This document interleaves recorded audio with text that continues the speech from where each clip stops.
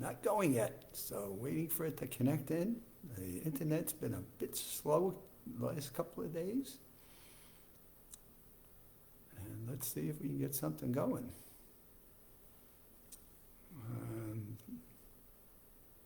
Still waiting for it to come on. Very slow today might be the words for it.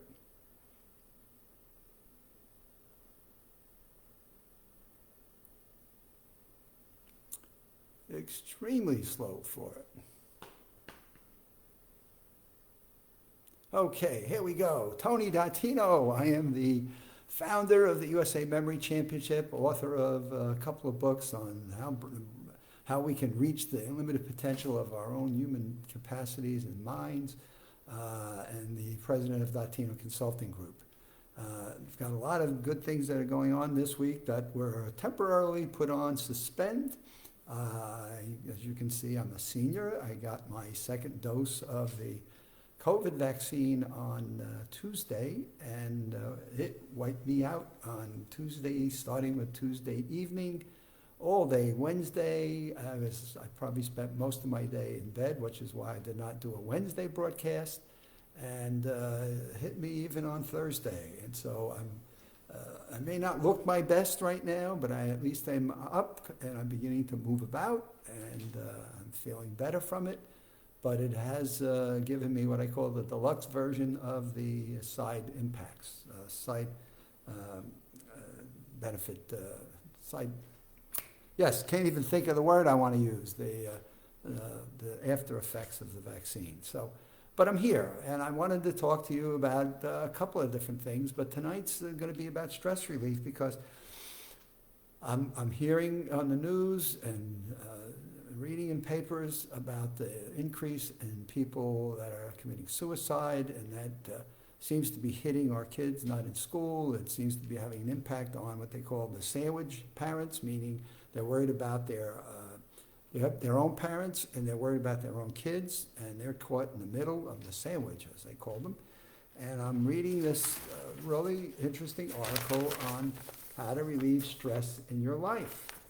And I thought it had some really excellent tips. It's one of the feature modules in the new curriculum that's coming out on the 6 elements of brain health that we've addressed in our Maximum Memory Mastery online course. So in our Maximum Memory Mastery online course, Michael Datino has done a really great job of giving people some tips and ideas on what they should be doing with brain health, and stress management is one of them. And it's articles like these that help us to expand what those lessons are and give people a broader range of tips and suggestions, so that there's no reason why anyone that really wants to have a better life can't reach out and grab any of the tips and apply them in their own life. So here's some easy ones I'll give you. And then I'll give you a couple that I've taken and what I read. I was reading this, and I said, look, here's what I'm going to do. And we can start from there, but let's go. Tune into some music. So, boy, everybody can find some of their favorite music, but where's my music? It's a universal language that can stir and calm our heart. It has the ability to dampen the levels of hormones, cortisol, which then eases stress in the process. Don't be afraid to break in a dance if you want, because moving to music is another way to rein in the stress and anxiety. So work it out. So, in cable TV today, there's all kinds of different music stations. So sometimes I'll just listen to what I call doctor music. That is just instrumental. Other times I'll play music from the 70s. Sometimes I'll go to the 80s. Sometimes I'll go to love songs. It's all different music that just is calming. And I always remember years ago reading a science report on the importance of music that matches brain waves and matches the way your brain is running. And when studying musical groups at the time, they found that Beatles music, the early Beatles music, was the best in terms of connecting with your brain and helping you maintain good brain health. And so here's a simple tip: tune into some music, and I'm sure we can all find it in some capacity. Smell the flowers. So it's one. Smell the flowers. I thought this was really excellent. Think about flowers, Mike. It's actually smell them. Don't just look at them and people, oh, well, go smell the flowers. So I made a point after reading this. We went out and bought a bouquet of flowers. Okay, great. And boy, they were just giving off a scent of an aroma that I just found. Anytime I felt myself getting stressed, I'd just walk over and smell the flowers. Well, here's what happens. They soothe and calm the mind and body. They're oils that are believed to act on the brain's emotional centers. So now you have aromatherapy. If you go to some of the stores now, you find aromatherapies of different kinds that are going to relieve stress, are going to reduce anxiety, and they all kinds of these different bottles. Well, go buy a bouquet of flowers and breathe in the aromas that will help you to calm. So they're talking about lavender, rose, rosemary, sage, and chamomile. And use a diffuser if you want, to get an oil and use diffuser, but the aroma, just breathe it in. Now, how easy is that? And we all ought to be able to find flowers. I mean, even if you've got them growing in your own yard or somewhere, if you've got to go to a store, if you're in New York and you're in the middle of Manhattan or even the suburbs, boy, there are all kinds of stores that sell flowers. And on the curb, you don't even have to go in stores. So there's lots of different reasons to smell flowers other than they look beautiful. I just love them in the different colors. So when I go pick flowers, I'm a real fusspot on the color and the mix and how I like to walk in from the garage and just look at them on the table. And now I see I should also walk over and give them a little smell because of the impact of the different aromas in bringing down and calming. Now, this was one that I really got into, and I thought about it, and I said, wow, I had a couple of movies that I had taped a while back, but I hadn't thought to go after them and use them, but I just laugh it up. Laughing not only reduces the downfall of stress, such as a headache or fatigue, but it lifts your spirits. And it feeds your soul. Now, that was an interesting thought about laughing. Watch a favorite comedian, a movie, or something on YouTube, and get together with people that you know love to laugh it up, because laughter is the strongest medicine we can have for the various chemical interactions in our body. So I, for some reason, always remember when I first started learning how to play golf, my kids bought me a couple of videotapes, and those days they were tapes and you plug them into an 8-track, but now you get CDs and now you get them on your phones. But it was Leslie Nielsen's Rules of Golf. And if any of you know Leslie Nielsen and seen any of his Naked Gun 2.5 movies, they're hysterical. For me, at least. They're kind of stupid, but they're hysterical. And I had taped several of those and hadn't watched them in a while. So I said, you know what, let me try this out. This is saying laughter is a great medicine and it produces all these changes in hormones and stress levels and anxieties.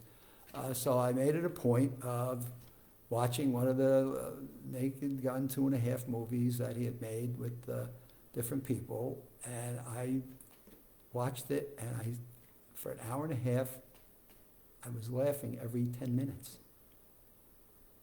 It was hilarious. I mean, again, for me, it was that movie.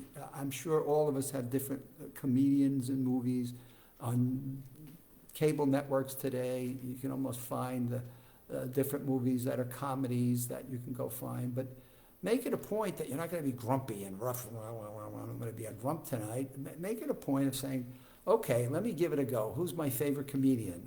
I mean, I can go back and again, being a senior, I always thought Don Rickles was absolutely hilarious. I thought Bob Hope was another guy that always made me laugh and be funny.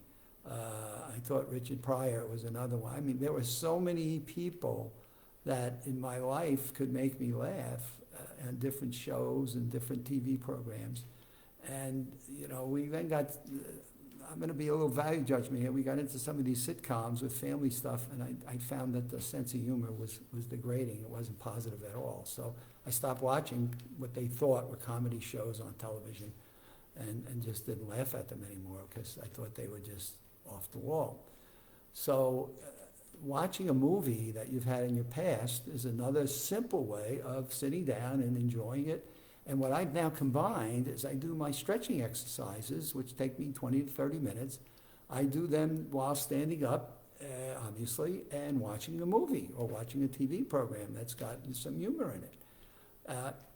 We should all have some kind of stretching programs of some sort. And they don't have to be complicated, but any type of stretching program you do today that lets your muscles expand and that doesn't keep them crimped and scanned, as opposed to just sitting over a desk all day and hunching over, it just gives you that opportunity to do some other things. I'm going to read one more to you for tonight, and we'll pick up some more of these in other places, but then breathe it away. Breathe away the stress. Now, what do we mean by that? They talk about 4-7-8. So follow the breathing process of 4-7-8. You breathe in deeply for 4 seconds, but now you want to let it out. Hold the breath for the count of 7 seconds, You breathe in.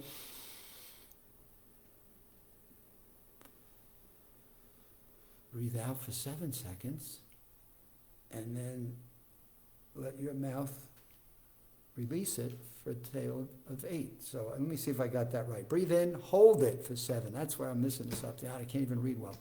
Hold it for 7 seconds, and then breathe out for 8. And I'm having a tough time, as you can see just on this broadcast. Breathe in, hold it for 7, and then 8 to let it out.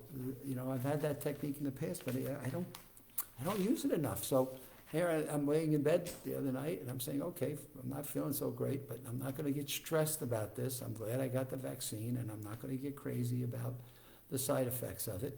And I'm going to do 4-7-8. Okay, I can remember 4-7-8, and I can remember what the 4 is, and the 7 I'm struggling with, but it's holding it, and then taking 8 seconds to let it out. And before I know it, I was sound asleep and waking up the next morning saying, okay, my fever's gone, and I'm feeling a bit better, but I still had another couple of days to go. So those are my tips for my for evening. I've got more that I'm going to cover in my next broadcast, which will be on Monday. I'm hoping to get back to a regular Monday between Christmas holidays and getting back in January at my computer, which I sometimes want to take, and I can't afford to throw it against the wall. That would not be good, because having no computer is not a good thing. So having one that's a little bit slow is better than having one that's not at all. So in any case, you have a good weekend. Enjoy. We don't have any big football games on this weekend, so this is going to be tough for some of the football folks in the world. But hopefully you're not in a bad place with bad weather. I'm here in Florida, Orlando area. We're looking for 70-degree temperatures, and I hope to be able to get back out onto my running regimentation tomorrow, as my side effects of the COVID vaccine are minimizing themselves. So everyone have a good weekend, and I'm looking forward to seeing everybody back here on Monday.